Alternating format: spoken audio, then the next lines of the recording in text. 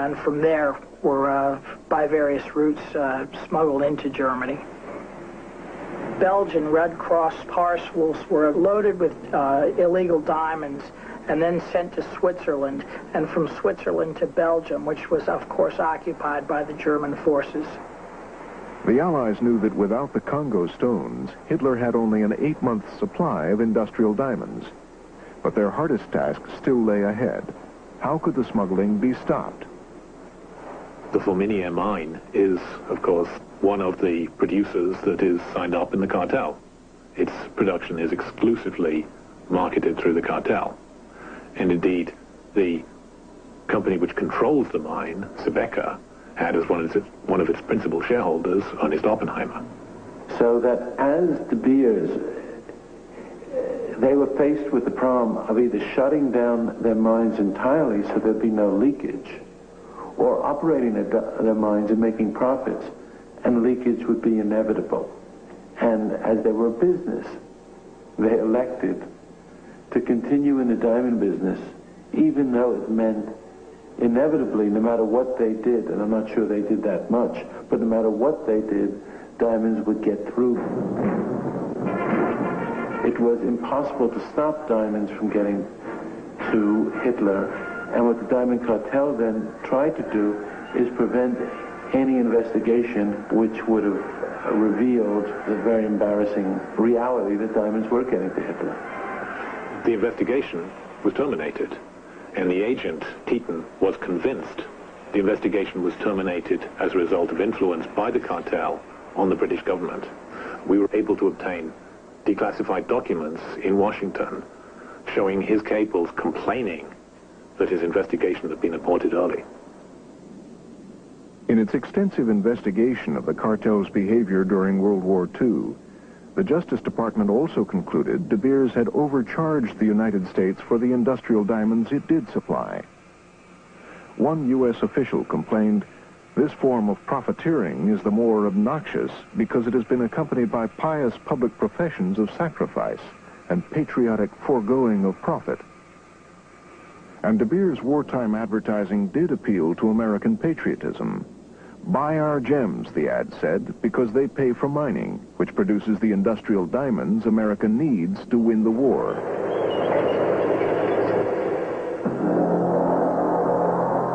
I was born 3 billion years ago of fire and light. Cornering the world's supply of diamonds was a stunning achievement. No less extraordinary was the cartel's success in creating a demand for its huge stockpile of diamonds. Who am I? The eternal gift of love between man and woman. I am a diamond. I am forever. The De Beers campaign is probably one of the most successful campaigns. I mean, measured in terms of the growth in the market.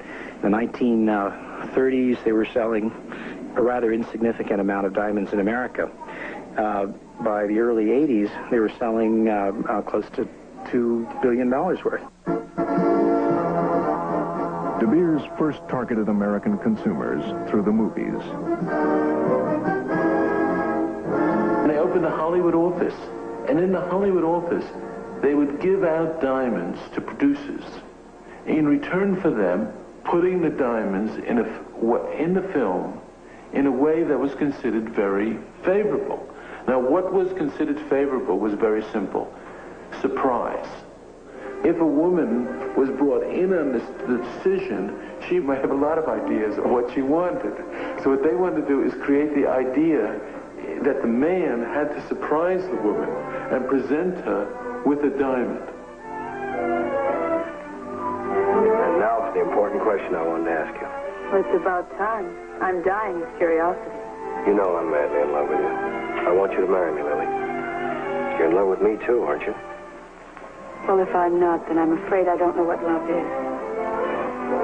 Here's your engagement present, darling. Oh, Jeffrey, it's beautiful. Well, that's Milo. Milo? Yes, he's wondering what's taking us so long. Wouldn't he be surprised if he knew? I doubt if he'd be surprised at anything.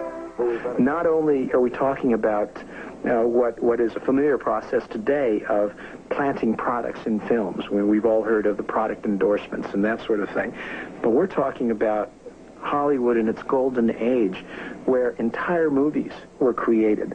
They identified the biggest stars, actresses of that period, and they never appeared in public without their De Beers diamonds.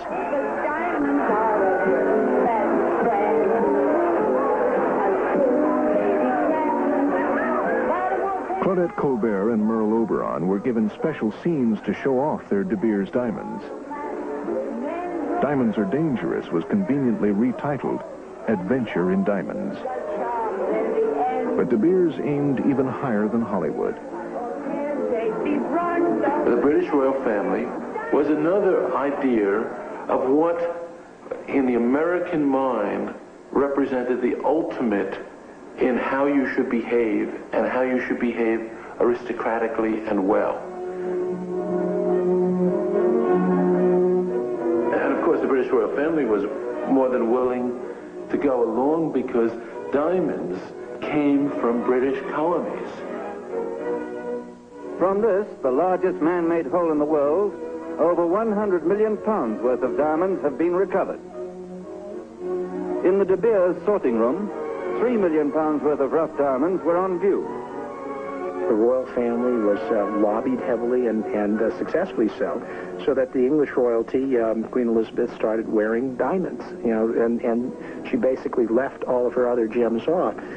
That's a tremendous coup for a public relations agent, to get the royal family essentially to become sales agents. Caskets made of Kimberley blue ground, embossed with coronets, contained a 6-carat stone for Princess Elizabeth and a 4.5-carat diamond for Princess Margaret. You must travel back in time 1 billion years to witness its birth. De Beers advertising set its diamonds in worlds of glamour and royalty. But its best-known slogan arose out of the fear that sales would be undercut if people began putting second-hand jewelry on the market. It is rare. So they had to create the idea that you should never sell a diamond, even though its value would only increase. And secondly, that people should store and hoard these diamonds. So the whole idea that a diamond is forever is really their desperate hope that people will hold diamonds forever. It is love, and its only promise is forever. We're planning to attract your customer by building on our rites of passage program. In its message to dealers, De Beers reveals its key marketing strategy is to convince consumers to buy diamonds for every romantic milestone. Let's start with your bread and butter, the support behind the rites of passage, the diamond engagement ring, diamond anniversary band, and the 25th anniversary diamond. Our goal is to make diamonds a cultural imperative for all these important occasions in a woman's life. That's why we are continuing to support these segments, so that newer products like the diamond anniversary band and the 25th anniversary diamond will become as obligatory as the diamond engagement ring, bringing your customers back again and again. Nobody's aware that diamonds and all the associations we have with diamonds is a product of a marketing strategy. It's completely invisible, transparent. If you measure it in terms of how all the myths associated with this advertising campaign have been deeply inculcated in people, it's reached deeply into the popular imagination. This is probably the most successful campaign in history. That's what we're here for, to respond to your requests and to help you sell more diamonds.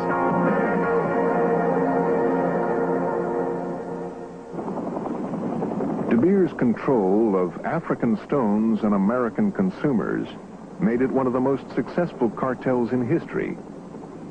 But it would face new challenges as diamond mines were discovered around the world.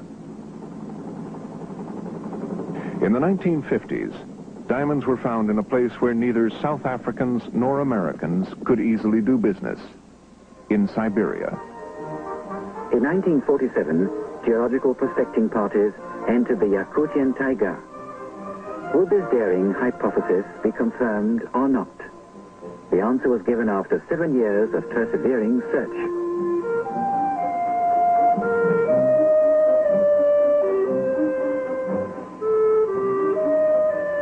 uncut diamonds.